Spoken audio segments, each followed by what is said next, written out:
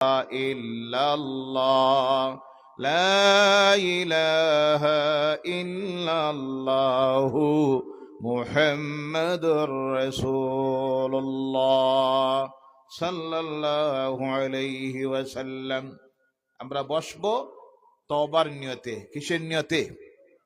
মুনাজাত যখন হবে দিল মনকে নরম করে দিয়া চোখের পানি ছেড়ে দিবেন। আমি চাই আমরা যেন এই প্যান্ডেল থেকে নিষ্পাপ হয়ে বাইর হয়ে যেতে পারি। আল্লাহ যেন তৌফিক দেয়। সকলে বলেন আল্লাহুম্মা আমিন। 2 নম্বরে আমাদের নিয়ত হোক আল্লাহর দরবারে দোয়া করবেন বসা অবস্থায়। বসে আছি মাটির উপরে। কিসের উপরে? কিসের উপরে? এই মাটির উপরে আছি। আজকে একদিন আমরা সব এই মাটির নিচে চলে যাওয়া লাগবো নি না? কোনো সন্দেহ আছে? জি, কোনো সন্দেহ নাই। আজকে আসি আমরা মাটির উপরে। কোন দিন মাটির নিচে যেতে হবে সেই কথা আমাদের কাহারও জানা নাই। হতে পারে আগামী কল্ল বাদ ফজর, আল্লাহ না করুক, প্রত্যেকের হায়াত দারাজ করে দেখ, বলেন আল্লাহুম্মা আমিন। এমনও হতেও পারে আগামী কল্ল ফজরের পর মসজিদের মাইকে ঘোষণা দেওয়া হতে পারে, অমুক গ্রামের অমুক গত রাত্রি 3টার সময় এই জমিন থেকে বিদায় হয়ে গেছেন। ইন্না লিল্লাহি ওয়া ইন্না ইলাইহি রাজিউন। ওনার পবিত্র জানাজার নামাজ পড়লো ঐদ্য বিকাল 1টার সময় জোহরের নামাজের পর। এটা হওয়ার সম্ভাবনা আছে না নাই? কথা বলবেন।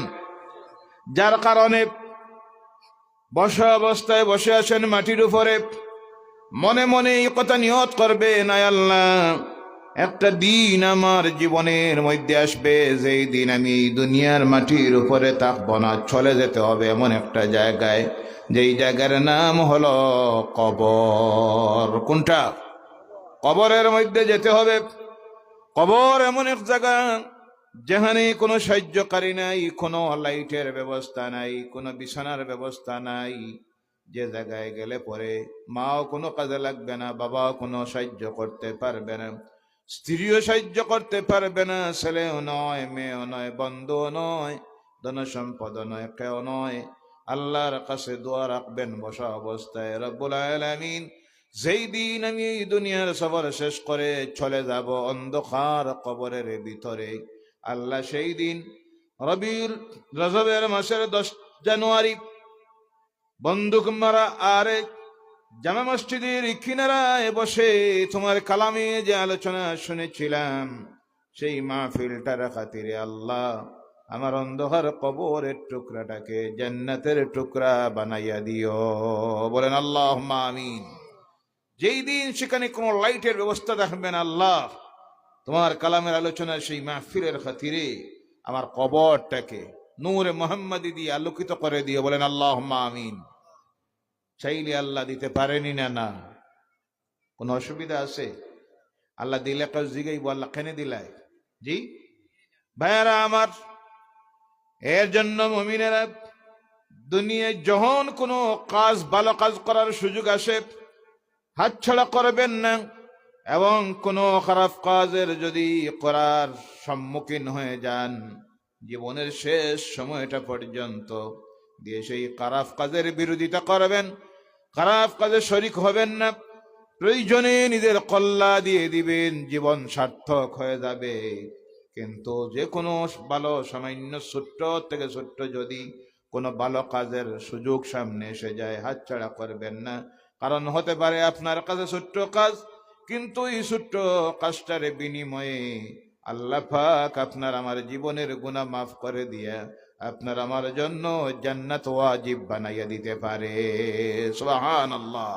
যার প্রমাণ হাদিস শরীফের মধ্যে আসতেছে, আল্লাহ রাসূল সাল্লাল্লাহু আলাইহি সাল্লাম বলছেন, একজন জেনাকারী মহিলা, জেনা বুঝেন? জি, জেনা 2 প্রকার। একটা হলো চোখের জেনা, আর একটা হলো শারীরিক অবৈধ যৌন সম্পর্ক। কোন পুরুষ যখন কোন মহিলার সঙ্গে সম্পর্ক স্থাপন করে সেটা হলো শারীরিক জিনা। আজকে শারীরিক জিনার সংখ্যা বাড়ছে এবং সবচাইতে বেশি চোখের জিনার সংখ্যা বাড়ছে। কথাটি কিনা? একজন মহিলা বেপর্দায় রাস্তায় বাইর হয়েছে, একজন পুরুষ পরপুরুষ তার দিকে দৃষ্টি দিল। প্রথম দৃষ্টিতে আল্লাহ গুনাহ দেয় না, সওয়াব দেয়।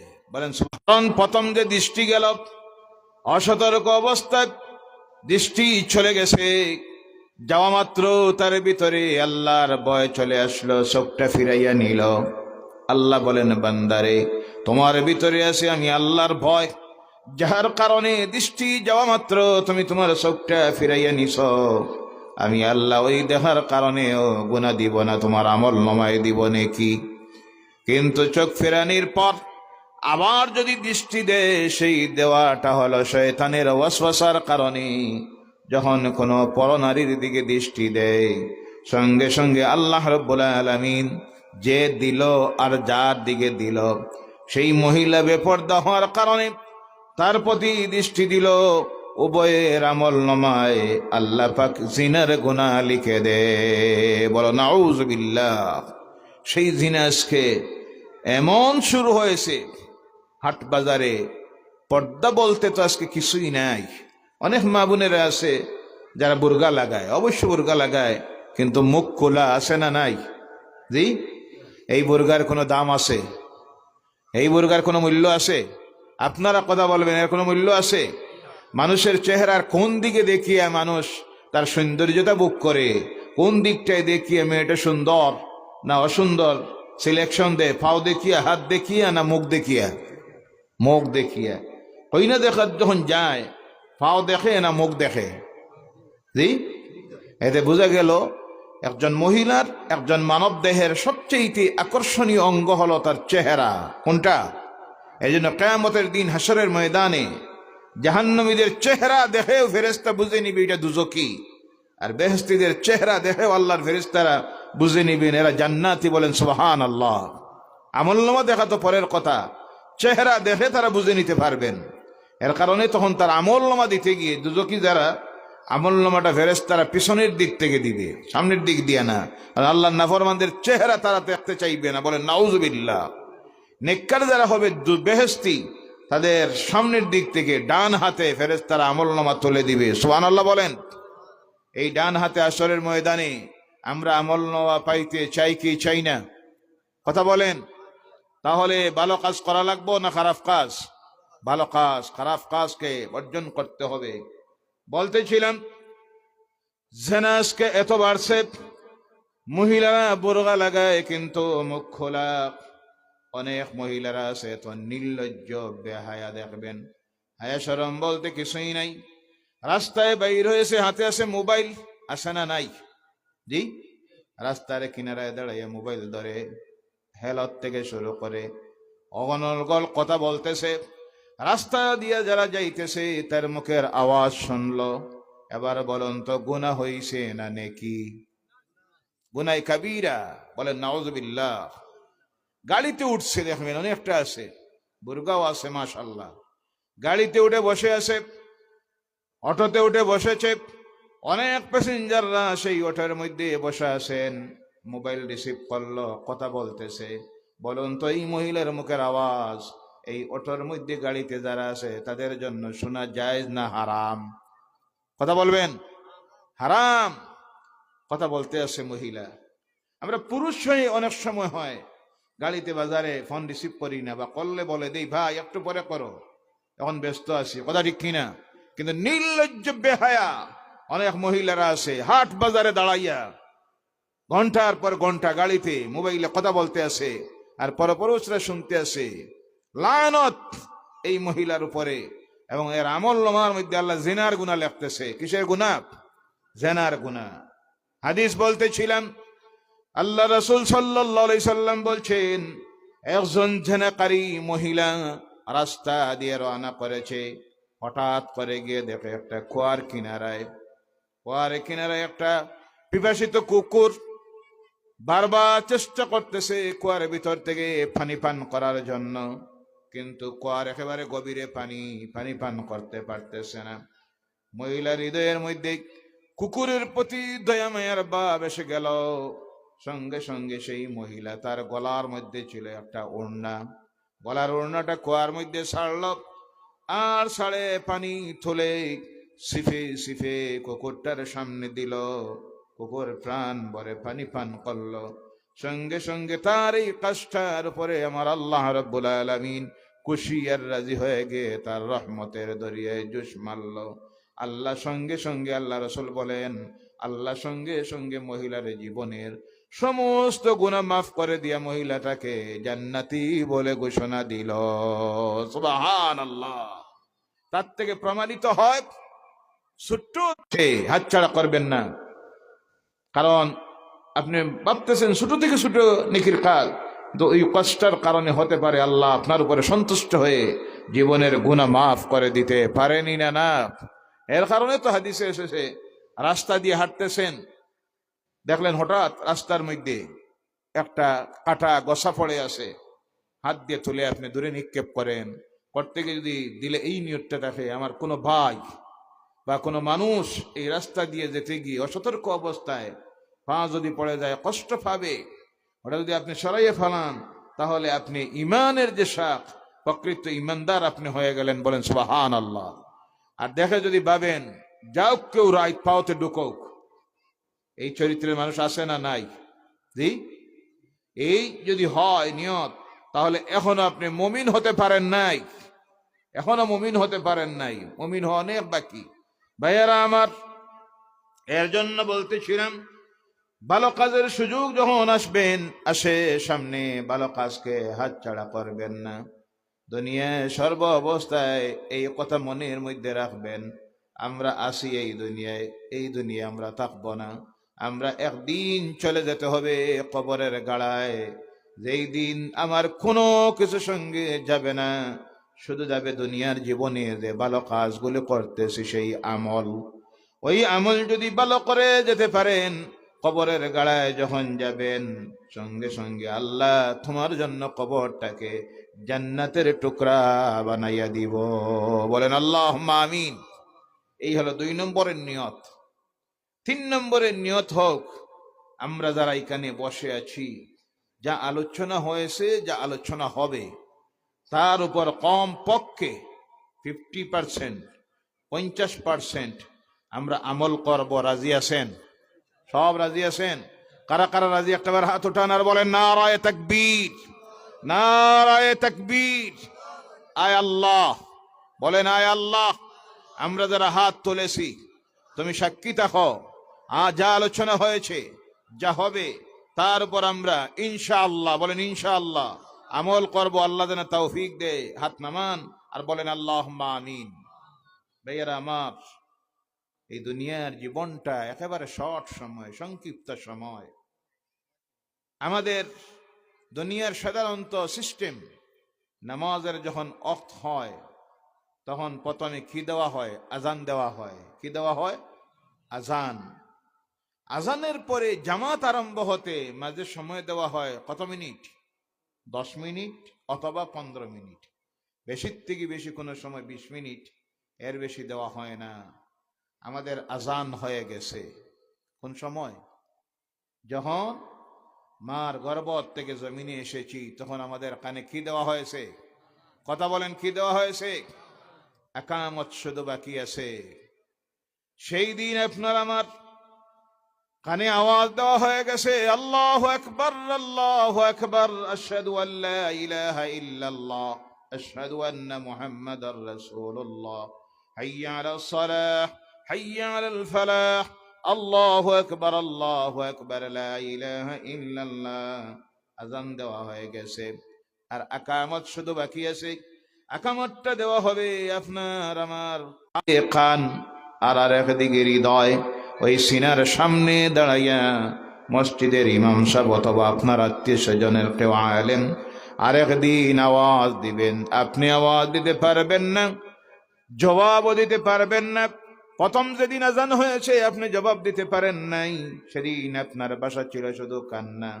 আর আরেকদিন আপনার সামনে সমস্ত আত্মীয় স্বজনদেরকে নিয়ে ইমাম সাহেব দাঁড়াইয়া বলবেন আল্লাহু আকবার, আল্লাহু আকবার, আল্লাহু আকবার, আল্লাহু আকবার বলে বিদায় করে দিবেন। ওই আজান হয়ে গেছে, শুধু একামতের আল্লাহু আকবার বাকি আছে।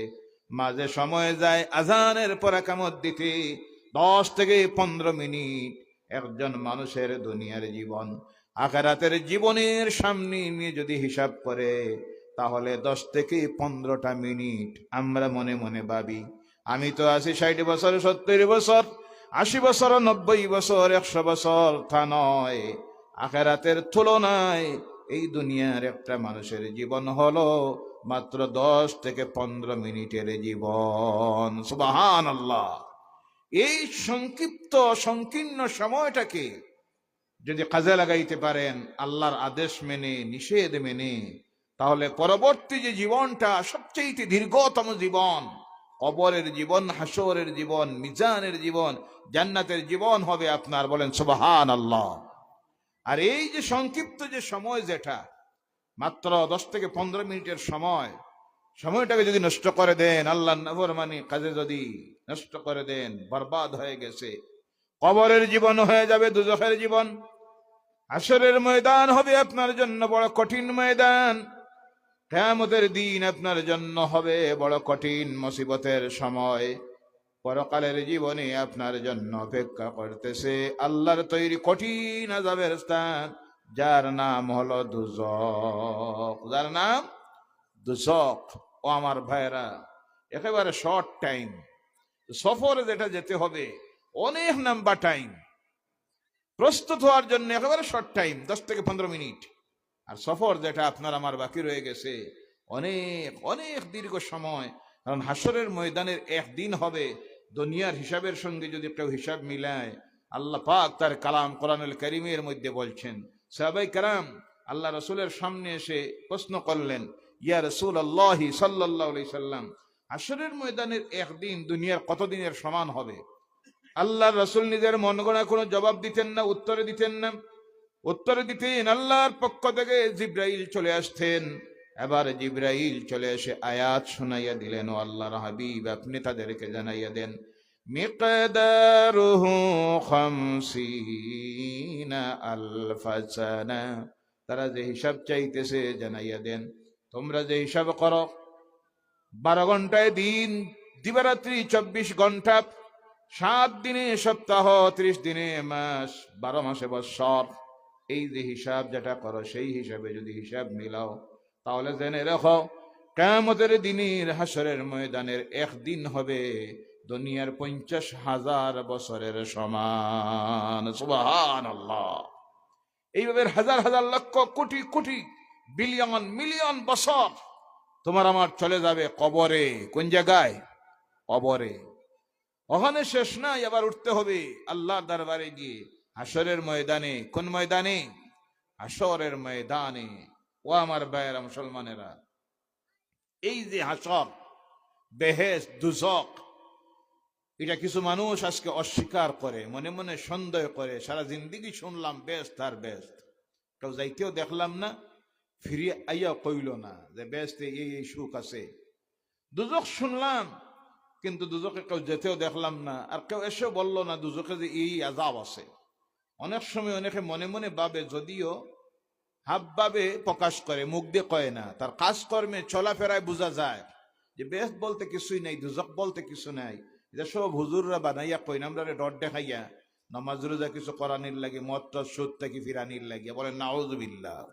যার কারণে আল্লাহ রাব্বুল আলামিন কোরআনুল কারীমের মধ্যে বলছেন, যারা দুজখকে অস্বীকার করে অথবা দুজখ সম্পর্কে যাদের সন্দেহ আছে, এরা যখন দুজখের মধ্যে যাবে, আল্লাহ তাদের সামনে গিয়ে দাঁড়াইয়া বলবেন, হাযিহি জাহান্নামুল্লাতী ইউকাযযিবু বিহাল মুজরিমুন ইয়াতুফুনা বাইনাহা ওয়া বাইনা হামিমিন আন فبأي آلاء ربكما تكذبان। জোরে বলো আল্লাহু আকবার।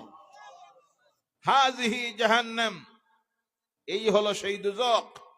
আল্লাহ দুজখীদের সামনে গিয়ে দাঁড়াইয়া বলবেন, এই হলো সেই দুজখ। করতে দুনিয়ার জীবনে ইয়াতুফুনা বাইনাহা, তাওয়াফ করো, চক্কর দেও, প্রদক্ষিণ করো। দুজখীরা দুজখের ভিতরে চক্কর দিতে থাকবে, কিন্তু বাহির হওয়া সম্ভব হবে এবং সেখানে কোনো সাহায্যকারী তারা পাবে না। বলেন নাউজুবিল্লাহ। ও আমার ভাইরা, এর জন্য আল্লাহ রাব্বুল আলামিন, কিছু মানুষ এই পৃথিবীতে আছে যারা আল্লাহকে অস্বীকার করে, যারা বলে there is a no God, স্রষ্টা বলতে কেউ নাই।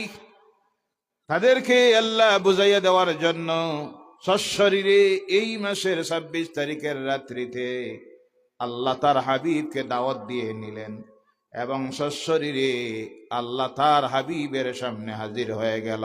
সুবহানাল্লাহ। যত নবীরা পৃথিবীতে এসেছিলেন, কোন নবী আল্লাহ দেখেন নাই, বেহেশত দেখেন নাই, দোজখ দেখেন নাই। না দেখে দুনিয়ার মানুষের কাছে এসে আল্লাহ দ্বীনের দাওয়াত দিয়েছিলেন। আল্লাহ একজন। কয়জন? জোরে বলেন কয়জন? একজন। বেহেশত আছে, দোজখ আছে, কিয়ামত হবে। যারা বললেন সব না দেখে সমস্ত নবীরা, সর্বশেষ নবীকে আল্লাহ পৃথিবীতে পাঠাইলেন।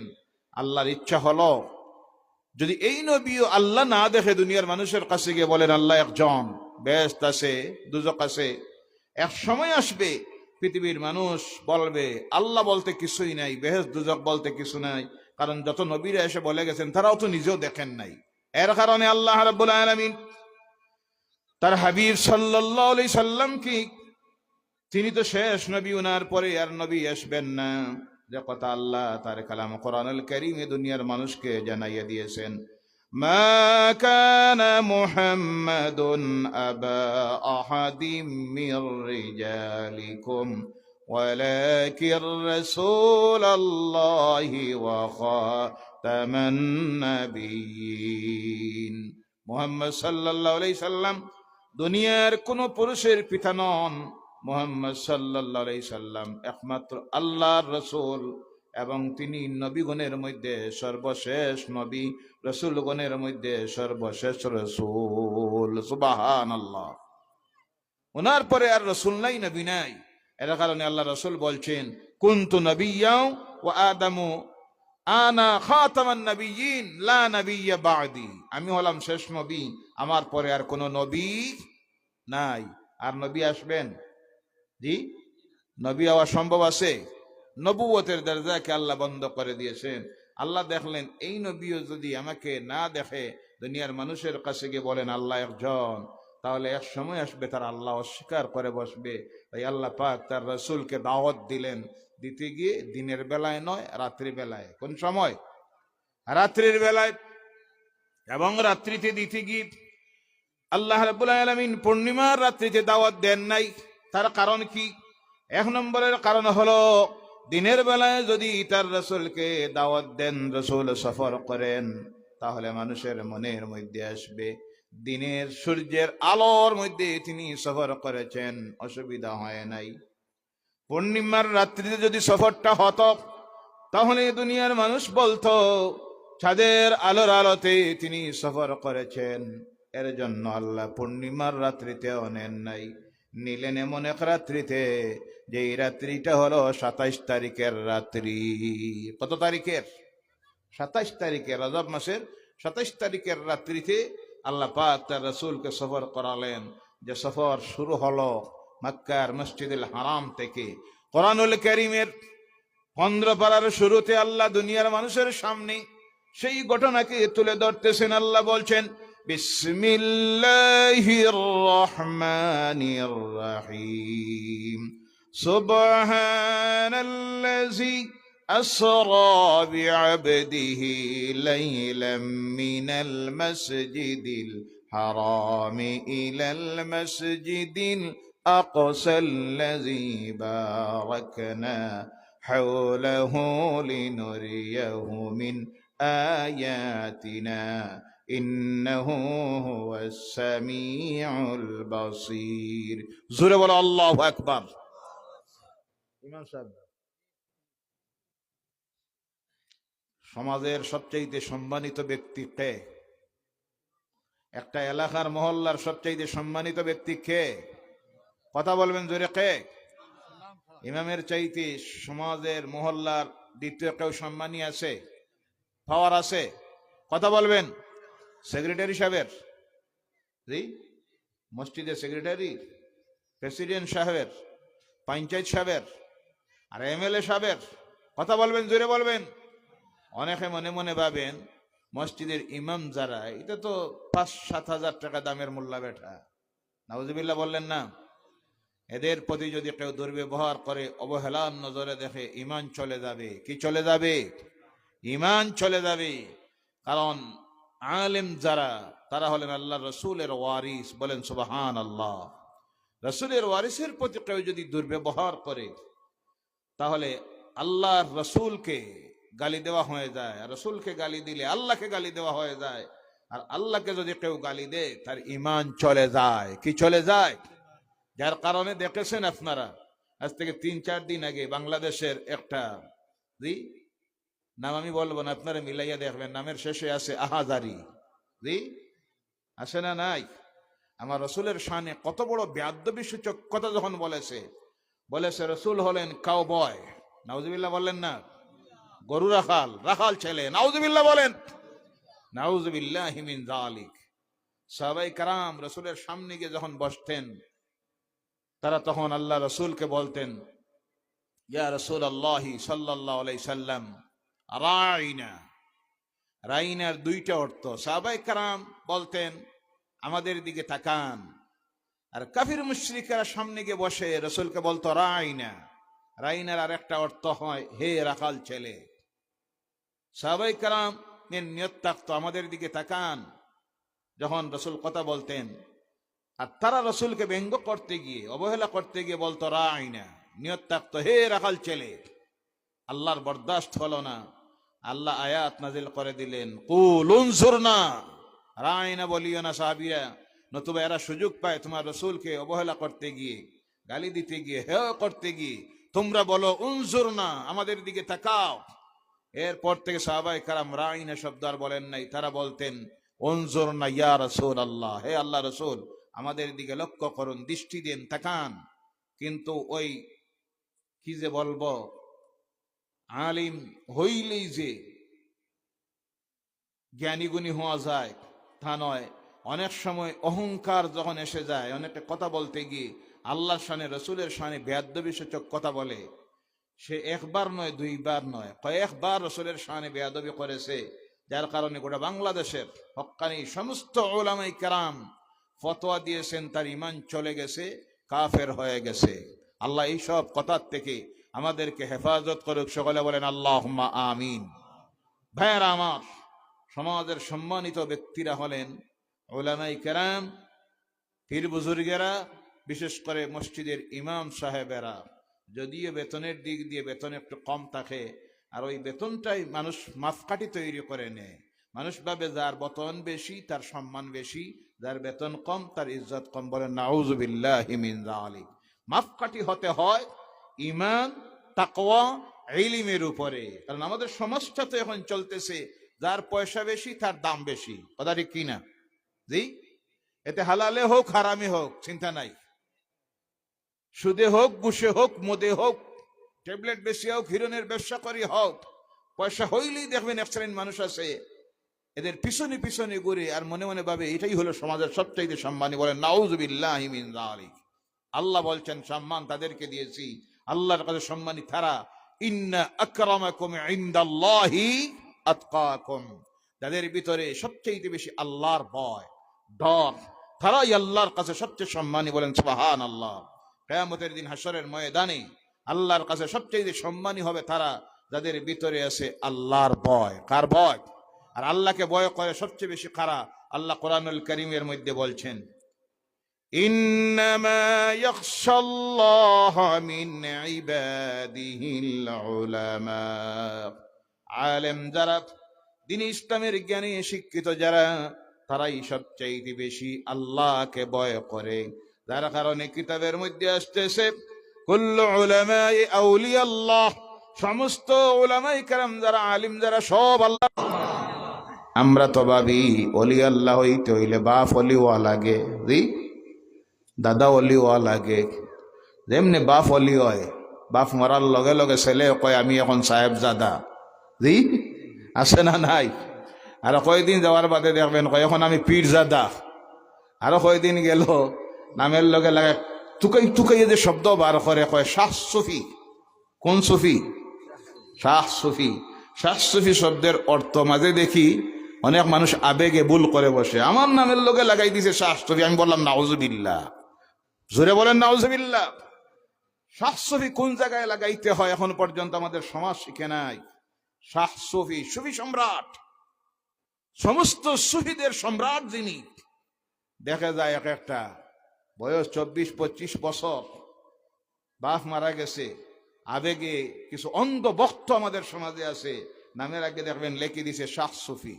গেল আরো কয়েক বছরের পরে আরেকদিন দেখবা লিফলেটে অলি এ কামিল, অলি মাফিবার মাফ যন্ত্র পাইলেছে। এখন কোনটা কামিল কোনটা না কামিল এটাও মাফিয়া বাইর করিলেন। নাউজুবিল্লাহ বলেন। এই সব অন্ধ বক্তামি ভণ্ডামি ইসলামে নাই, সব ত্যাগ করুন। প্রকৃত আল্লাহর ওলি যারা সম্মান দিবেন, বয়াত হবেন, এরপরে মারা যাওয়ার পরে জিয়ারত করবেন, ওসিলা নিবেন, সেটার বিরোধিতা আমরা করি না। কিন্তু ইসলামের নামে সমাজে যে বন্ডামি চলতেছে, এইসব বন্ডামিকে সুযোগ দিবেন না, নতুবা এইসব বন্ডদের কারণে আজ আমাদের সমাজটা ধ্বংস হয়ে যাইতেছে। কথা ঠিক কিনা? আল্লাহ এর থেকে আমাদেরকে হেদায়ত করুক, হেফাজত করুক, বলেন আল্লাহুম্মা আমিন। বলতেছিলাম আল্লাহ পাক তার রাসূলকে দাওয়াত দিলেন সরাসরি আল্লাহ দেখার জন্য। যাওয়ার সময় আল্লাহ দিনের বেলায়ও নিলেন না, রাত্রিতে নিলেন, পূর্ণিমার রাত্রিতে নয়, অন্ধকার রাত্রিতে। আল্লাহ দেখাইয়া দিতে চায় আমার রাসূল আসতেছেন, কোনো লাইটের প্রয়োজন নাই, তাকে আমি নূর দিয়ে সৃষ্টি করেছি, উনার নূরেই তিনি আসতেছেন, বলেন সুবহানাল্লাহ। যাওয়ার সময় জিব্রাইল আলাইহিস সালাম আসলেন আল্লাহ রাসূলের কিনারায়। আমার ভাইয়েরা, মুমিনেরা, মেরাজের ঘটনা আলোচনা করার আমার মুখ্য উদ্দেশ্য নয়। ওই ঘটনার থেকে আমরা কি শিখতে পারি দেখেন, এই ঘটনার থেকে আমাদের কাছে অনেক কিছু শিখার আছে। এক নম্বরে হলো আল্লাহর রাসূল, ইতিহাস প্রমাণ করতেছে, কোন কিতাবের মধ্যে আসতেছে আল্লাহর ঘরের কিনারার মধ্যে বসা অবস্থায় ছিলেন। কোন কিতাবের মধ্যে আসতেছে আল্লাহর রাসূল নিজের ফুফুর ঘর উম্মে হানির ঘরের মধ্যে ঘুমের মধ্যে ছিলেন। সেই সময় এখনো নামাজ ফরজ হয় নাই, ওযু করার কোনো সিস্টেমই নাই। আল্লাহর রাসূলের কাছে আল্লাহ পাঠাইয়া দেয় জিব্রাইল আলাইহিস সালাম। হযরত জিব্রাইল চলে আসলেন আল্লাহ রাসূলের কাছে, রাসূলকে ঘুম থেকে তুললেন, তুলে নেওয়া হলো আল্লাহর ঘরের কিনারায়। আল্লাহর ঘরের কিনারায় সেই জায়গার মধ্যে নিয়ে বসালেন। যারা মক্কাতুল মুকাররমায় গিয়েছেন আল্লাহ প্রত্যেককে যাওয়ার তৌফিক দেখ, বলেন আল্লাহুম্মা আমিন। গেলে পরে দেখবেন আল্লাহর ঘরের পূর্ব দিকে হলো আল্লাহর ঘরের দরজা, উত্তর দক্ষিণ দিকের পূর্ব কোণে হলো জান্নাতের সেই পাথর, যার নাম হলো হাজরুল আসওয়াদ। ওই হাজরুল আসওয়াদ থেকে শুরু করে সামান্য জায়গা যাওয়ার পর আল্লাহর ঘরে ঢোকার দরজা, এবং ওই যে চৌকাটটা লাগানি, চৌকাট মানুষের হাতের নাগাড়ের বাইরে। এই যে জায়গা, যেটা আল্লাহর ঘরের মধ্যে সবচেয়ে সম্মানিত ফজিলতপূর্ণ জায়গা হলো সেটা, যার নাম হলো মিজাব, যার নাম হলো আল মুলতাজাম। হাজরে আসওয়াদ থেকে দরজার মধ্যবর্তী জায়গার নাম হলো মুলতাজাম। এই জায়গাটায় যখন কোনো মানুষ ধরে নেই, হাদিস শরীফের মধ্যে আসতেছে, সে যেন আল্লাহর আরশে আজিমের চৌকাটের মধ্যে ধরে নিল। সুবহানাল্লাহ। এই জায়গায় ধরে স্পর্শ করে আল্লাহর কোন বান্দাবান্দি যখন আল্লাহর কাছে দোয়া করে, আল্লাহ সেই দোয়া ফিরাইয়া দেয় না, বলেন সুবহানাল্লাহ। আল্লাহ আমাদের প্রত্যেককে মৌতের আগে একটা বার যেন সেই ঘরের কিনারায় যাওয়ার, মুলতাজামে হাত দিয়ে স্পর্শ করার, ধরার, তওবা করার, দোয়া করার সুযোগটা দেয়, বলেন আল্লাহুম্মা আমিন। ভাইয়ারা আমার, সেই জায়গায় আল্লাহর রাসূলকে এনে বসালেন জিব্রাইল আলাইহিস সালাম এবং মিকাইল আলাইহিস সালাম। তারপর আল্লাহ রাসূলের ওযু করার জন্য পানি নিয়ে আসা হলো। আল্লাহ রাসূল ওযু করলেন। এর আগে ওযু করেন নাই, ওযু জানা নাই। জিব্রাইল আলাইহিস সালাম দেখাইয়া দিলেন, শিখাইয়া দিলেন, সফর শুরু হবে।